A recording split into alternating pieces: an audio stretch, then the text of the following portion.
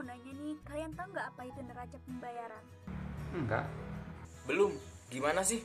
Aku tahu, coba deh kalian lihat video yang satu ini. Neraca pembayaran adalah suatu catatan yang sistematik tentang transaksi ekonomi internasional antara negara, misalnya negara Indonesia dengan negara Jepang. Pengertian neraca pembayaran internasional. Neraca pembayaran internasional adalah catatan dari semua transaksi ekonomi internasional yang dilakukan oleh penduduk suatu negara dengan penduduk negara lainnya dalam periode tertentu, biasanya 1 tahun. Kemudian, di dalam transaksi ekonomi internasional yang dicatat dalam neraca pembayaran yaitu ada 2 transaksi. Yang pertama debit dan yang kedua kredit. Penyusunan neraca pembayaran mempunyai beberapa tujuan. Yang pertama, memberikan informasi kepada pemerintah mengenai posisi negara di perdagangan internasional. Yang kedua, membantu pemerintah dalam menetapkan kebijakan fiskal dan moneter. Dan yang ketiga, merupakan alat ukur berapa besar utang atau piutang negara terhadap negara lain. Yang keempat, mengukur keadaan perekonomian dan posisi keuangan internasional suatu negara. Komponen-komponen neraca pembayaran. Jadi, ada 5 komponen neraca pembayaran. Yang pertama, ada neraca perdagangan. Yang kedua, ada neraca jasa. Yang ketiga, ada neraca hasil modal. Yang keempat, ada neraca lalu lintas modal. Dan yang kelima, ada neraca lalu lintas moneter.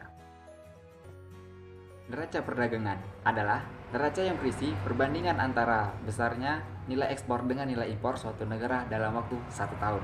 Bila ekspor lebih besar daripada impor, maka negara mengalami surplus. Dan bila ekspor kurang dari impor, maka negara mengalami defisit.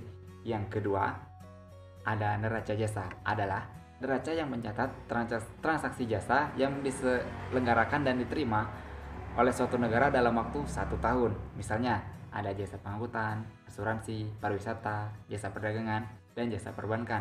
Yang ketiga, ada neraca hasil modal, adalah neraca yang mencatat semua pembayaran dan penerimaan bunga, dividen, upah tenaga kerja asing, serta hadiah-hadiah dari luar negeri. Yang keempat, ada neraca lalu lintas modal, adalah neraca yang mencatat segala kredit atau pinjaman dari luar negeri dan segala kredit atau pinjaman yang diberikan kepada negara lain.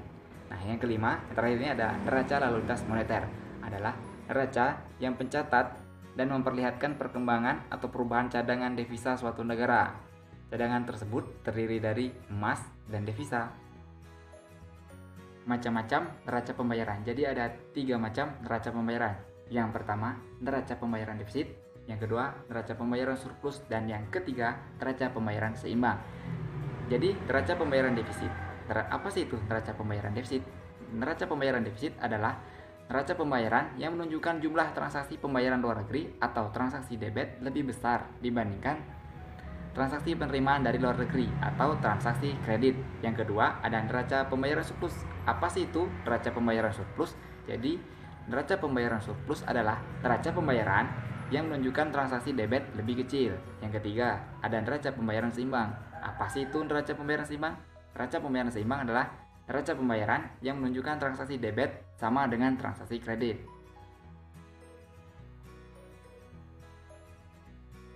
Fungsi neraca pembayaran. Yang pertama, sebagai alat pembukuan supaya pemerintah bisa mengambil keputusan yang lebih tepat terhadap jumlah barang yang masuk ataupun yang keluar dalam wilayah negara. Terus yang kedua, sebagai alat untuk mengukur kondisi ekonomi yang terkait dengan perdagangan internasional untuk mendapatkan informasi yang lebih rinci dengan perdagangan luar negeri, untuk membandingkan pos-pos dalam neraca pembayaran negara satu dengan negara yang lainnya, untuk alat kebijakan moneter yang akan dilaksanakan oleh suatu negara, sebagai alat untuk melihat gambaran pengaruh transaksi luar negeri terhadap pendapatan nasional negara yang bersangkutan. Manfaat neraca pembayaran. Yang pertama, mencatat seluruh seluruh transaksi ekonomi internasional negara satu dengan negara yang lainnya. Yang kedua, mengetahui informasi struktur dan komposisi transaksi ekonomi internasional suatu negara. Yang ketiga, mengetahui kondisi keuangan internasional suatu negara. Yang keempat, untuk indikator yang digunakan IMF untuk memberikan bantuan keuangan. Permasalahan neraca pembayaran internasional. Salah satu masalah dari neraca pembayaran internasional adalah ketidakseimbangan dari neraca pembayaran. Ketidakseimbangan dalam neraca pembayaran tadi itu disebabkan oleh beberapa faktor. Ada faktor alam, kegiatan, ekonomi pemerintah, dan kegiatan ekonomi wisata. Neraca pembayaran internasional dikatakan tidak seimbang apabila neraca pembayaran mengalami surplus dan juga mengalami defisit. Kondisi defisit menunjukkan bahwa nilai impor yang lebih besar dibanding dengan nilai ekspor. Apabila suatu negara terus melakukan impor tanpa mengimbanginya dengan kegiatan ekspor, maka dapat membahayakan saldo transaksi neraca berjalan.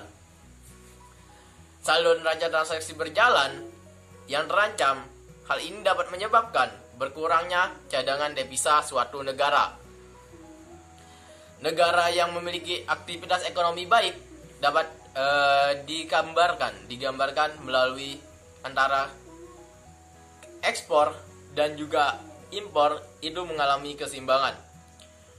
Negara yang memiliki ekonomi stabil dan baik dapat menarik para investor untuk melakukan investasi di negara tersebut. Maka dari itulah pemerintah menggunakan neraca pembayaran internasional tadi sebagai dasar dari pembuat kebijakan atau peraturan yang terkait dengan perdagangan internasional.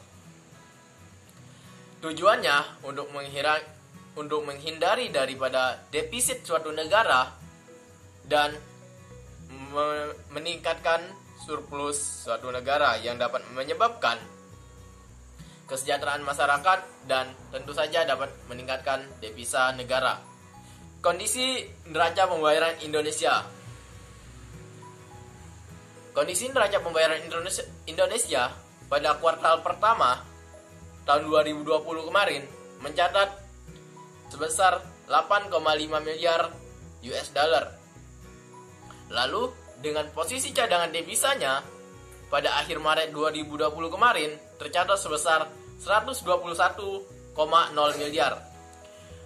Neraca pembayaran internasional pada kuartal kedua 2020 pada tahun ini mencatat cukup besar surplusnya. Menurut catatan Bank Indonesia, surplus dari neraca pembayaran Indonesia kuartal kedua ini pada tahun 2020 sebesar 9,2 miliar US dollar setelah mengalami defisit pada kuartal pertama yaitu sebesar 8,5 miliar US dollar. Surplus neraca pembayaran Indonesia kuartal kedua ini cukup besar pengaruhnya untuk menopang ketahanan eksternal Indonesia. Membaiknya kinerja neraca pembayaran Indonesia ini didukung dengan menurunnya defisit transaksi berjalan atau current account deficit atau CAD serta besarnya surplus transaksi modal dan finansial. Angka neraca pembayaran Indonesia pada kuartal atau triwulan ketiga 2020 kemarin yaitu kembali mencatat surplus sebesar 2,1 miliar dolar US dollar. Surplus neraca pembayaran Indonesia ini berlanjut karena didukung oleh surplus transaksi berjalan maupun surplus dari transaksi modal dan finansial.